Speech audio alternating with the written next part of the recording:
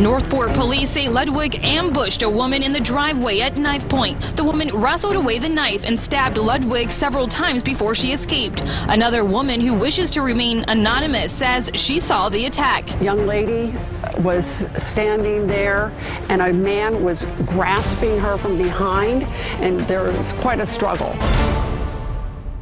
It was 6 in the morning, it was dark, but I didn't see him. I don't know if he ran from the side of the house and, ran into my trash can, but I just heard a bang, looked over, and it was just, he was right there. I closed him into my door and he got on top of me. I was screaming. He started shoving something in my mouth and was kind of on top of me, so I couldn't talk and I couldn't move. And he just kept saying, do what the I tell you or I'm gonna slit your throat.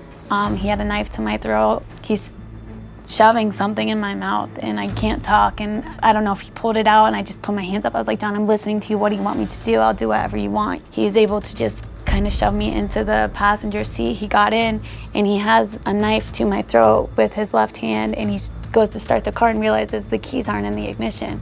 And you can tell he's like, what do I do? And he's like, give me the keys or I'm gonna slit your throat. So it's like, okay, like I'm doing whatever you want me to do. I reached into my pocket and I just grabbed the knife by the blade.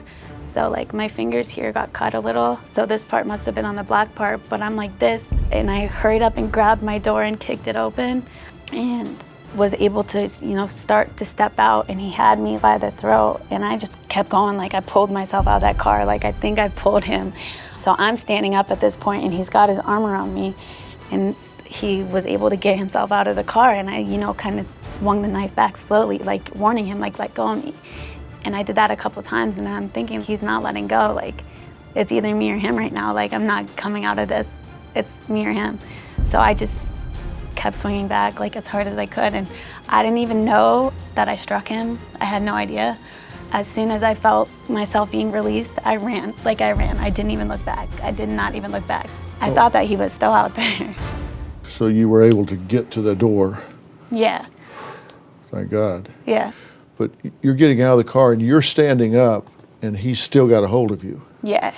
And show me how you were swinging the knife back. I mean, I got out of the car. I don't even know if I was all the way out, but when I grabbed the knife, the blade's facing this way. So when I had my hand around this way, I just started swinging back. It was just literally like, I was just swinging back like this, because he's got me like down like this. Like he had his arm around my throat, and I just started swinging backwards.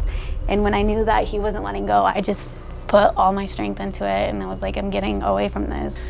How did you get the knife away from him? I grabbed it by the blade. I didn't even think, it just happened so fast. I don't even know how I thought. I don't even know. Did you twist it or?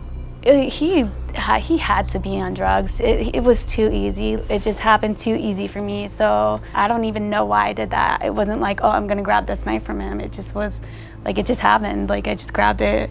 Well, I'm sure he didn't expect it, for one thing. No, not at all. Like it was just so fast. Did it cut your hand?